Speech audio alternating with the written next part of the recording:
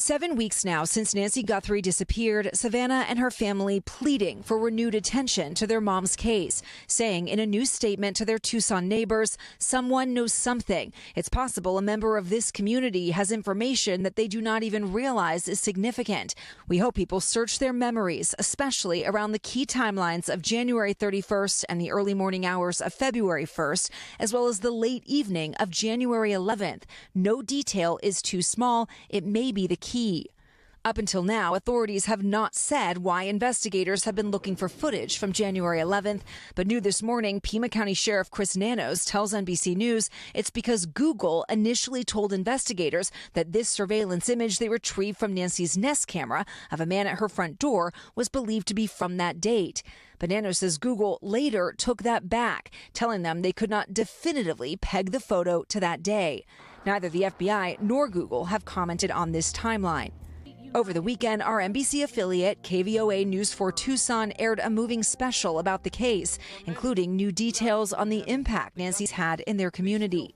Former University of Arizona professor Jacqueline Sharkey says Nancy played a pivotal role in helping save the university's Poison and Drug Information Center, which nearly closed due to budget cuts. She says Nancy helped gather 20,000 signatures sent to the governor. Thousands of Arizonans have benefited from the Poison Center in the 30 years since Nancy had a major role in leading it. Nancy's impact reflected in the outpouring of love across the city. Our hearts are in it, and she's always on our mind. In that special, the Guthries sharing their ongoing heartache, saying, "We miss our mom with every breath. We want to celebrate her beautiful and courageous life, but we cannot do that until she is brought to a final place of rest." And also in that statement, the family is asking people in the area to again consult their camera footage, their journal notes, text messages, any observations or conversations that in retrospect may hold significance. And guys, they reiterated their sole focus is on finding Nancy and bringing her home. All right, Liz Kreutz for us there. Liz, thank you so much. Let's bring in Tom Winter, NBC's national law enforcement and intelligence correspondent. Tom, of course, has followed this case from the very beginning.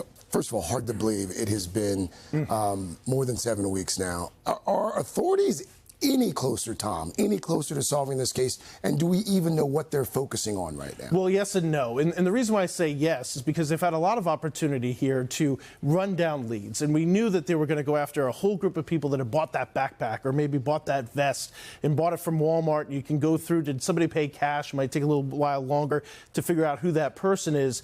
So you've now exhausted a lot of those leads. You can rule a lot of things out.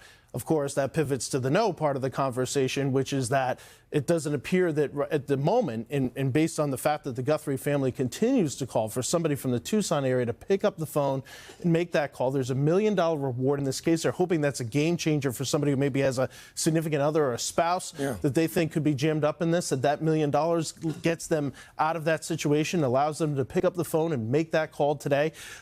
That's really where we're at, is that now you're starting to scrounge around for additional leads here and again, hoping for those phone calls. Savannah and her family were asking people to look at videos, et cetera, from Ring cameras or just recollection of what happened the night that Nancy went missing. But also, I thought this was very interesting, asking about that date, January 11th. That seemed different from what we've heard before. Yeah, so the reason why apparently this popped up is that because when Google, remember, they went back onto servers to try to find fragments of video that existed. It wasn't like they just called up Nancy's account and said, oh, here's all the video from the various nights. So there's a bit of a question as to whether or not some of the video that we've seen, and it's this individual without the backpack. You know, you remember, and you're looking at this person here, you remember the person as they approach the door, they've got the backpack on, it's clearly visible. There's a number of different images that we have, but we have this image where the backpack's not on. So is that from a different night? Was it from earlier in that night when the backpack is off? And if it is a different night, is it January 11th or is it some other date? And just because there's so many things we don't know about this case at the moment, that's the reason why this January 11th date has come up. But I think the broader call here is go back and look. Continue to go back and look at those images. And even if you think it's a small detail, still pick up the phone. So important. What are some outstanding questions that you still have? I mean, you've been on this since day one. We're entering the 8th week. When you look back at this case, Just you with your expertise. What stands out? Yeah, so Carson, there's kind of multiple schools of thought in law enforcement. The first one, typically, is you let the evidence guide you to where you need to be on a specific crime, to find the person who did it, to get all the details you need to successfully bring a prosecution. There's another school of thought, though, which is that you solve for the motive. If you can figure out why somebody would have wanted to do this, then you might be able to figure out who did this. That's a key component of this investigation. And so what I would like to know is if they've made any progress on the potential motive here. You know, is this some sort of, there's a true crime community, and I'm not talking about the people that order a pizza and watch Dateline on Friday. There are people that are obsessed with crime, and they're part of a movement called nonviolent extremism, and no motive will make sense to most of us because it's not a rational thought. But people in this community go out and try to commit the perfect crime. Could it have been somebody like that tried to go out and do this, and we're looking for the notoriety because obviously Nancy Guthrie is the mother to our colleague, and so that's something that's going to get attention. Is it something like that? Somebody that was seeking attention? That and about 15 other different possibilities come to mind off the top of my head, but I think that is something that they're definitely going to be focused on, is why did somebody do this? And if they can figure that out, they might be able to figure out who actually did it. Do you believe it'll be solved, Tom? I still believe this is a solvable crime. You have evidence, you have information. We have an image of the person who they believe is responsible for this walking up to that Ring camera. Even if other people were involved, you know that person was involved. They were there that night. And so I think that's another reason for pleading. Well, where is this on the timeline? You know, we talk about people who watch these shows. You know, crimes are solved on television within an hour episode. 8 weeks in the eyes of the law. How deep into an investigation is that? I think it speaks to what this person undertook here. I mean, this is somebody who took care not to have their cell phone pinging in a way that would have been detectable by the teams that do it. You've got no signs of any tire marks. That confounds investigators. Right. No signs of any footprints that were there, that were cast, that you could try to figure out which direction did this person come from, which of course could be helpful in figuring out was there a vehicle parked nearby, because we don't see a vehicle in the image you're looking at right there. So that just adds, I think, to some of the questions as to who this person is and the steps that they took to solve the crime. Well, also this idea, Tom, and we've talked about this before, you've covered many high-profile cases like this.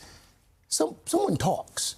You do something like this, presumably at some point you have a conversation that would give you away, no? I mean, 100%. I was talking with our analyst, Jim Kavanaugh, former special agent in charge of the ATF. He's like, somebody is just not behaving correctly. Somebody missed out that week when Nancy was taken. Somebody didn't go to a pool league. Somebody didn't go to a sporting event, is acting weird around their spouse. Yes. I do believe somebody knows something, and I think that's the reason why you've seen the family, again, urging people from that community. 90% of these types of crimes are solved from nearby where the incident occurred. I think that's important to remember, particularly for the people watching this morning from Tucson. Tom Winter, thank you. Tom. Thanks for everything. And to that end, another reminder, if you have any information that could help in this case, please call the phone number on the screen, 1-800-CALL-FBI. Our hope endures. Hey, thanks for watching. And don't forget, you can catch the Today Show every morning on NBC or take Today when you're on the go. Just follow the Today podcast on Apple Podcasts, Spotify, or wherever you listen.